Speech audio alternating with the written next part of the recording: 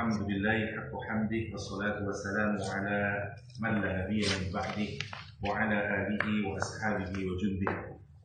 Amma ba'd.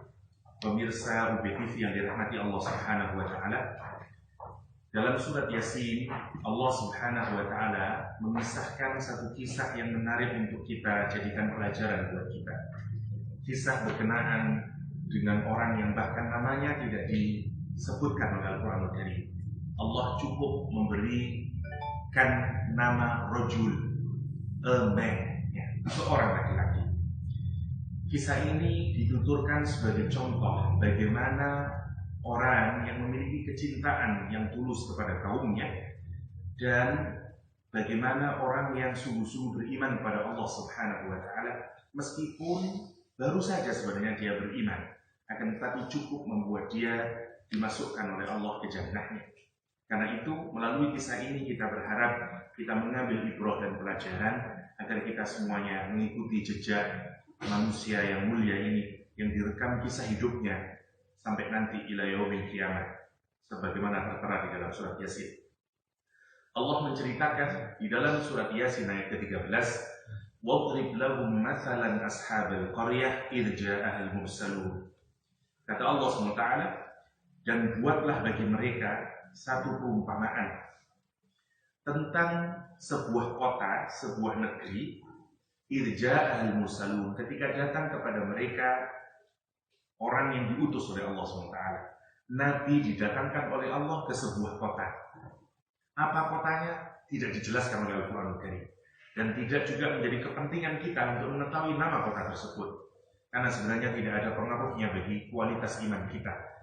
Kalau Allah menyatakan ashabul qaryah, biarlah kita nyebut saja ada satu qaryah, satu negeri di mana Allah mengutus kepada negeri tersebut seorang utusan atau seorang nabi Allah, dua orang nabi Allah Subhanahu wa taala. Id arsalna, ingatlah ketika kami mengutus, kata Allah Subhanahu wa taala, ilaihim, kepada mereka, isnain, dua orang nabi. Fakadzabuhuma, dan mereka penduduk negeri tersebut terus-menerus mendustakan nabi itu.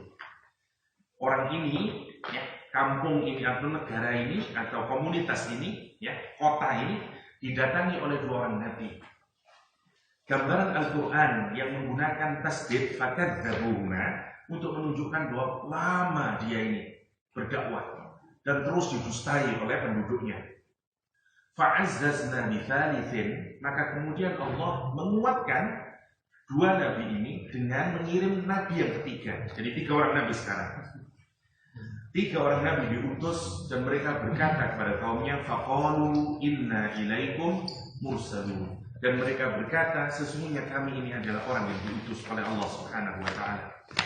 Yang menarik, Quran menggambarkan setelah 3 orang nabi ini diutus ke satu kota ini, apa respon dari masyarakat tersebut? Mereka berkata, qalu ma antum illa basyarun misluna. Kata dia, hei 3 orang nabi yang mendakwai kami dengan dakwah ilal haq, dakwah kepada kebenaran, dakwah kepada tauhid, kata dia, memangnya kamu siapa? Kamu tidak lain hanyalah manusia semacam kita. Wa ma anzalar rahman min syai', dan sungguh Allah tidak menurunkan apapun kepada kita. Sedikit pun gak ada yang turun. Dan kamu sama seperti kita, makan seperti kita, tidur seperti kita, dan tidak ada wahyu yang diturunkan Allah. Kamu itu hanyalah seorang pembohong. In antum illa takdzibun. Allah kemudian menyatakan selanjutnya, qalu rabbuna ya'lamu inna ilaikum mursalun. 3 orang nabi itu kemudian berkata, Allah yang lebih tahu bahwa kami ini benar-benar adalah utusan Allah Subhanahu wa taala. Anda boleh mencaci maki kami, Anda boleh tidak percaya, Anda boleh menganggap kami hanya manusia biasa, tapi ketahuilah kami tidak punya misi apapun, kami tidak punya kepentingan apapun kecuali Allah yang tahu bahwa kami ini adalah orang diutus oleh Allah Subhanahu wa taala. Wa ma 'alaina illa al-balaghul mubin, dan kami tidak lain kecuali bahwa kami adalah penyampai yang nyata. Tugas kami hanyalah menyampaikan wahyu dari Allah Subhanahu wa taala, menyampaikan ayat-ayat Allah Subhanahu wa taala. Qalu inna tatayyarna bikum la illam tantahu lanarjumannakum wa la yamassannakum minna 'adzabun alim. Begitu 3 orang nabi ini berdakwah terus-menerus, di satu kota ini, Korea ini, yang kemudian ditentang oleh masyarakatnya. Puncaknya adalah mereka berkata, qalu inna tatayyarna bikum. Mereka berkata, sesungguhnya kamu itu tatayyarna bikum. Kamu itu yang memberikan nasib malang kepada kami. Kami ini bernasib malang sekarang gara-gara kamu. Ya, kenapa? Karena waktu mereka mengajarkan ajaran Allah Subhanahu wa taala, ajaran ini mengkritik sikap mereka. Ajaran ini mengkritik praktek korupsi mereka. Ajaran agama Allah ini mengkritik struktur sosial yang zalim yang mereka pekerjakan. Sehingga mereka merasa terganggu. Dan mereka menyatakan, qalu inna tatayyarna bikum. Sesungguhnya kamu ini, sesungguhnya kami ini menjadi malang gara-gara kamu. Dulu kami hidup tenang. Kamu bawa agama ke tempat kami dan membuat rusak semua aturan. Padahal siapa yang rusak? Mereka yang zalim. Ya, sebagaimana orang-orang Quraisy, pembesar-pembesar Quraisy, begitu Al-Quran datang, Rasulullah SAW datang kepada mereka, apa yang terjadi? Para bisnismen, politikus yang korup merasa terganggu dengan dakwah Nabi. Kenapa? Karena mereka menjalankan bisnisnya secara korup. Al-Quran misalnya menyatakan wailul lil mutaffifin, celaka mereka yang mengurangi timbangan. Wailul likulli humazatin lumazah, celaka mereka yang suka mencela, mencaci maki, baik di depan orangnya atau di belakang orangnya. Semua kritik Al-Quran ini adalah kritik sosial pada masyarakat saat itu. Siapa yang terganggu? Para kaum elit. Siapa yang terganggu? Para bisnismen, para politikus, kelas atas masyarakatnya. Maka kehadiran agama, kalau kita lihat, bukan hanya untuk mengajak kita makin mendekat kepada Allah, tapi agama, sebagaimana digambarkan di dalam Al-Quran, juga berfungsi untuk mengatur kehidupan kita ini menjadi baik. Agama selalu mengambil oposisi terhadap sikap-sikap korup kepada sikap-sikap kezaliman. Karena itu, orang yang zalim, orang yang korup selalu tidak menyukai dengan agama ini. Itu yang digambarkan Al-Quran. Dan mereka menyatakan, inna tatayyarna bikum. Habis itu, apa yang dilakukan oleh penduduk kota ini? Setelah dia menolak dakwahnya Nabi dan menyatakan justru Nabi ini yang menjadi beban, yang membuat kesengsaraan, dia menyatakan la illam tantahu, jika kamu tidak berhenti berdakwah, la narjumannakum, kamu, hei 3 orang Nabi, akan kami rajam, akan kami bunuh, kita lempari batu sampai kalian mati, wala yamassannakum minna adzabun alim, dan kamu akan merasakan siksa yang sangat pedih. Kenapa? Karena mereka sudah tidak tahan lagi. Maka kisahnya 3 orang Nabi ini yang diutus oleh Allah ke satu kota ini, kemudian rame-rame hendak dibunuh. Pengumuman sudah diumumkan bahwa 3 nabinya Allah Subhanahu wa taala ini akan dibunuh. Yang menarik, Quran kemudian menyatakan, waja'a min aqsal madinah rajulun yas'a qala ya qaumi ittabi'ul mursalin.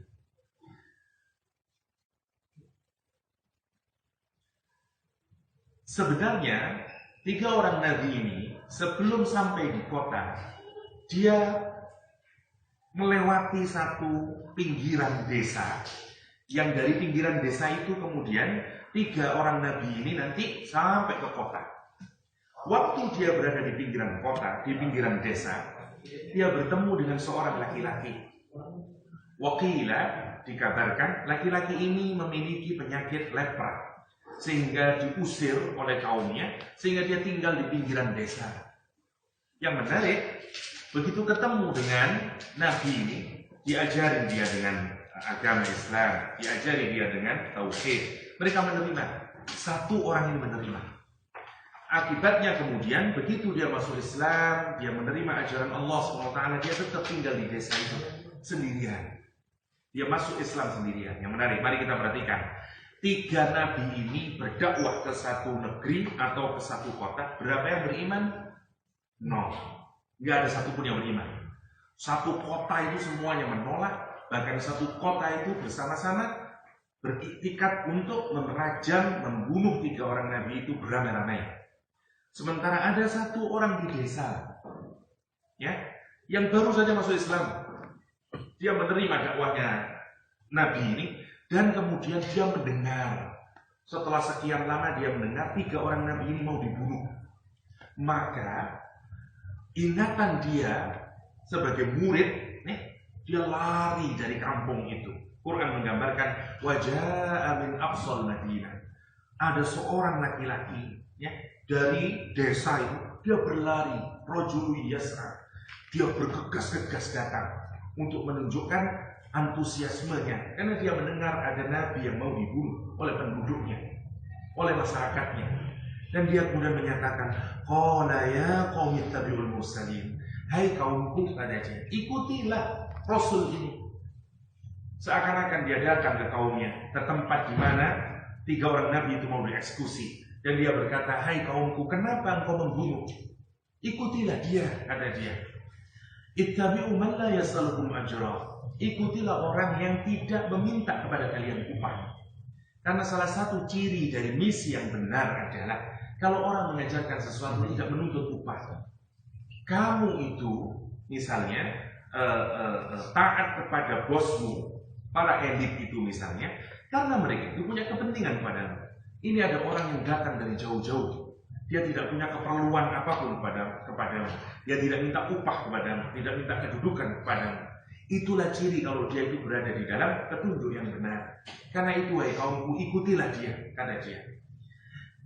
Selanjutnya dia bilang apa?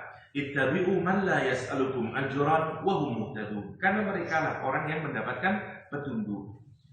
Begitu orang kampung ini menyatakan pembelaannya kepada 3 orang nabi ini, apa responnya penduduk kota?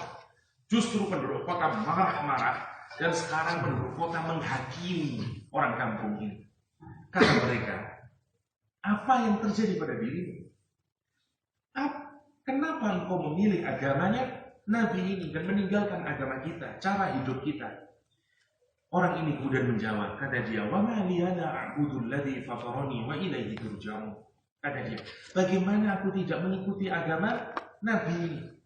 Karena bagaimana aku tidak menyembah Allah Subhanahu wa ta'ala? Dialah yang menciptakan aku, dan nanti kalau aku mati aku akan kembali kepada dia. Kata dia, attakhidhu min dunihi alihatan iyyuridur rahman bidurril la tughni anni syafa'atuhum syai'an wa la yumkinun. Apakah kamu mengambil Tuhan selain Allah Subhanahu wa ta'ala? Kata dia, kamu ambil Tuhan yang datang, yang berupa batu itu, kamu ambil Tuhan berupa manusia itu, kamu ambil Tuhan berupa kayu itu, dan segala macamnya. Kalau Allah menghendaki mudarat pada kamu, mau siapapun menolong kamu, tidak akan bisa menolong apapun, dan kamu tidak akan bisa ditolong. Demikian juga kalau Allah menghendaki kebaikan padamu, meskipun semua orang hendak mencelakakanmu, tidak akan ada orang yang bisa mencelakakanmu. Maksudnya kebaikanmu, keburukanmu bukan mereka yang menentukan. Kenapa kamu itu tidak berani untuk mengikuti kata hatimu? Kamu takut sama orang-orang ini, misalnya. Kamu takut sama bosmu, kata dia. Kalau mereka menghendaki keburukan dan Allah menghendaki kebaikan, niat kayak apapun, rencana kayak apapun, tidak akan pernah menyakitimu. Begitu juga kalau Allah menghendaki keburukan, karena kamu sekarang berlindung di hadapan bos-bosmu itu, orang-orang ini semuanya, maka tidak akan kamu bisa ditolong kalau memang Allah menghendaki mudarat padamu.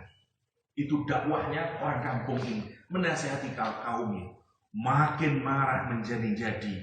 Dan dia menyatakan, orang kampung ini menyatakan, kalau seandainya aku tetap ikut dalam agama kalian semuanya ini, yang kita semuanya tahu sesungguhnya itu agama yang tidak benar, prinsip hidup yang tidak benar, cara hidup yang tidak benar, ini idzan lafi dhalalin mubin.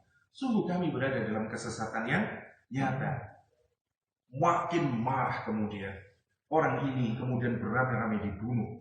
Wakila perutnya diinjak-injak, keluar terburai ususnya, dan dalam sakaratul maut, bibir yang lemah itu kemudian mengucapkan, inni amantu bi rabbikum fasma'un. Dia bilang kepada gurunya, kepada 3 orang nabi itu, inni amantu, sungguh aku beriman wahai guruku, fasma'un, dengarlah. Semua orang tidak ada beriman. Satu murid ini beriman kepada Allah SWT. Dan saat dia menegaskan imannya, dia meregang nyawa. Karena dibunuh oleh satu penduduk ini, oleh satu kota ini. Dan dia menyatakan, inni amantu bi rabbikum. Sungguh sungguh aku beriman kepada Rabb kalian, sambil menunjuk kepada para gurunya ini atau para nabinya ini, 3 orang nabi ini. Nyawanya kemudian diambil oleh Allah Subhanahu wa ta'ala, dan setelah diambil nyawanya, malaikat mengucapkan kepada dia, Allah mengatakan kepada dia dengan kalimat yang indah, dikatakan kepada dia, udkhulil jannah, masuklah ke dalam surganya Allah Subhanahu wa ta'ala. Sampai di sini mari kita renungkan kisah yang sangat menarik ini, dituturkan oleh Allah di surat Yasin untuk menggambarkan kepada kita bagaimana orang bisa mendapatkan keridhoannya Allah Subhanahu wa ta'ala. Habib An-Najjar, sebagaimana dijelaskan oleh para mufassir, nama si orang ini, orang kampung ini, bukanlah orang yang ahli agama, bukan orang yang hafal Al-Quranul Karim, bukan orang yang hafal ribuan hadis. Dia lelaki biasa, orang kampung yang baru saja beriman kepada Allah SWT. Baru saja dia memeluk agamanya Allah Subhanahu wa ta'ala.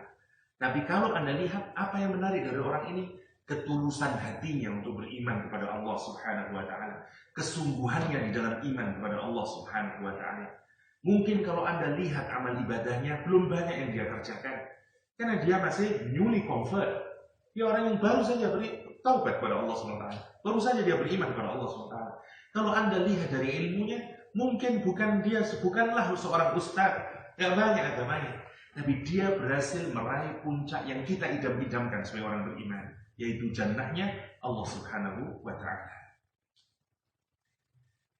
Apa hikmahnya? Kenapa orang ini bisa mendapatkan jannahnya Allah Subhanahu wa ta'ala? Karena punya iman yang tulus, karena kesungguhan. Bukankah Anda masih ingat seorang laki-laki Arabi, dikisahkan dalam hadis sahih menarik, ada Arabi orang kampung datang ke Rasulullah SAW menyatakan imannya, dan kemudian baru saja dia beriman, Rasul menyuruh dia kemudian ikut juga berhijrah. Dia ikut hijrah ke Madinah. Tidak lama kemudian dia ikut berperang bersama Rasulullah SAW. Orang desa juga. Yang menarik, kadang-kadang kita menarik orang desa dengan ketulusannya, dengan keluguannya. Kemudian dia ikut berperang dengan bersama Rasulullah SAW. Usai perang, Rasul mendapatkan banyak ghanimah. Semua yang ikut perang dibagikan. Orang ini juga mendapatkan bagiannya dari Rasulullah SAW. Disampaikan bagian itu kepada orang ini. Orang itu kemudian berkata, "Mahada, apa ini?" Sahabat Nabi yang membawa bagian ghanimah itu, harta rampasan perang itu, menyatakan, "Hada qismun qassaman Nabi." Alai, kata dia, ini adalah bagian ghanimah yang Nabi membagi untuk, karena kami ikut berperang. Kata dia ambil. Habis itu dia temui Rasulullah SAW. Dengan membawa ghanimah itu dia bilang, "Ya Rasulullah, apa ini ya Rasulullah?" Kata Rasulullah, "Itu bagianmu, ghanimah yang kamu dapatkan karena kamu ikut berperang dengan Allah." "Demi Allah ya Rasul, saya berperang di jalan Allah bukan untuk ini." Kata Rasulullah SAW, "Apa terus niatanmu untuk berperang itu? Apa yang kamu inginkan?" Katanya, "Sungguh demi Allah, yang aku inginkan dalam berperang di jalan Allah adalah ada panah yang menembus leherku ini, dan kemudian aku menjemput syahadahku." Rasulullah kemudian menyatakan, "Jika kamu jujur, jika kamu hatimu tulus kepada Allah SWT, maka Allah akan membenarkanmu." Ya, yang menarik apa yang terjadi di peperangan berikutnya, orang ini menjemput syahadahnya persis di tempat yang dulu ditunjuk di hadapan Nabi Muhammad SAW. Panah menembus lehernya, dan Rasulullah SAW menyatakan, "Sungguh orang yang jujur, yang tulus hatinya kepada Allah Subhanahu wa ta'ala, niatnya tulus kepada Allah, dia akan mendapatkan apa yang dia inginkan." Ya, menarik kalau kita renungkan.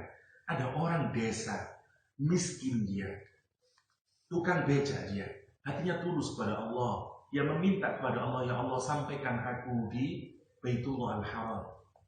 Dan kemudian tidak tahu bagaimana ceritanya, Allah sampaikan dia di Baitul Haram. Kita yang mungkin sudah punya uang, yang mungkin sudah, tapi tidak berangkat ke sana, dan kita heran-heran bagaimana ada tukang becak bisa sampai ke Baitullah Al-Haram. Jawabannya adalah karena dia tulus, karena dia sungguh-sungguh minta kepada Allah Subhanahu wa ta'ala. Yang menarik untuk kita renungkan, iman itu tidak hanya bukan persoalan banyaknya ibadah yang kita lakukan, bukan persoalan banyaknya ilmu yang ada di dalam otak kita, tapi yang lebih dari situ sesungguhnya iman itu muncul dari hati yang tulus, dari kebersihan hati. Habib An-Najjar dari surat Yasin menggambarkan ketulusan hati seorang hambanya Allah Subhanahu wa Ta'ala. Andai Habib An-Najjar hidup lebih lama, kita bisa memastikan pasti dia ibadahnya sangat mulia, pasti sangat baik. Allah ngasih contoh sama kita, mudah bagi Allah untuk mengampuni seseorang, menghabiskan semua dosa-dosanya, diampuni dosanya oleh Allah, dan dijadikan dia sebagai orang yang mulia. Karena itu Al-Quran menjelaskan, setelah dia dipersilahkan masuk surga, apa yang ingatannya Habib An-Najjar? Allah menggambarkan, Qila dkhulil jannah, qala ya laita qaumi ya'lamun. Orang ini, subhanallah, begitu dia masuk surga, apa yang dia ingat? Dia ingat kaumnya yang menginjak-injak perutnya, yang membunuh dia. Apa dia ingat? Aduhai, kata dia, ya laita qaumi ya'lamun. Alangkah baiknya kalau saja orang-orang yang menginjak-injak saya itu, kaum itu tahu. Betapa inginnya aku ngasih tahu sama mereka. Kalau mereka itu salah, saya sekarang ini alhamdulillah karena ngikutin Nabi itu, kata dia, bima ghafarali rabbi, Allah ampuni semua dosa yang telah aku lakuin, ya, wa ja'alani minal mukramin, dan Allah jadikan aku termasuk orang-orang yang mulia, termasuk orang-orang yang mulia. Begitu masuk surga, ingatan dia pertama kali kepada siapa? Kepada kaumnya yang justru mengantarkan dia kepada syahadat. Mari kita renungkan, kalau Anda tidak punya hati yang tulus di dalam berdakwah, kalau Anda tidak punya insaniah yang baik, Anda tidak mungkin ingat sama orang yang membunuh Anda. Mungkin akan keluar caci maki kepada mereka. Ini contoh orang yang tulus hatinya. Hatta kepada orang yang memusuhi dia, yang dia inginkan cuma satu, kebaikan orang tersebut. Ini menjadi pelajaran buat kita semuanya. Habib An-Najjar di surat Yasin menggambarkan kepada kita semuanya bahwa iman itu awalnya, kalau kita mau ngecek, adanya di dalam hati kita. Mari kita cek apakah kita sungguh-sungguh di dalam beribadah kepada Allah SWT. Tulus kita, yakin kita, tawakalnya kita kepada Allah Subhanahu wa Ta'ala. Karena dengan ketulusan itu kita bisa melihat seorang desa yang baru saja masuk Islam menjemput jannahnya, sebagaimana yang kita dapati dari kisahnya Habib An-Najjar. Semoga kita ini semuanya dipastikan oleh Allah Subhanahu wa Ta'ala mengikuti jejaknya Habib An-Najjar, rajulun min aqsal Madinah, laki-laki dari desa ini yang beriman kepada nabinya, beriman kepada nabinya. Kita semuanya insya Allah, kalau kita pikirkan, sebenarnya lebih baik dari Habib An-Najjar. Ada ayat-ayat Allah yang kita hafalkan, ada hadis Rasulullah yang kita hafalkan. Kita berislam sudah lama. Pertanyaannya adalah, kalau kita tidak bisa mendapatkan jannahnya, betapa ruginya kita. Hatta Habib An-Najjar yang baru saja masuk Islam bisa mendapatkan jannahnya Allah Subhanahu wa Ta'ala. Apalagi kita. Pertanyaannya cuma satu. Bagaimana ketulusan hati kita kepada Allah Subhanahu wa Ta'ala? Apakah kita sungguh-sungguh menjadikan Allah sebagai segala-galanya dalam hidup kita? Kalau itu yang terjadi, kita mengikuti jejak langkah Habib An-Najjar. Demikian, semoga ada manfaatnya. Hadanallahu iyyakum ajma'in. Sallallahu ala nabiyyina Muhammadin wa alihi wa sahbihi wasallam. Walhamdulillahi rabbil alamin. Wassalamualaikum warahmatullahi wabarakatuh.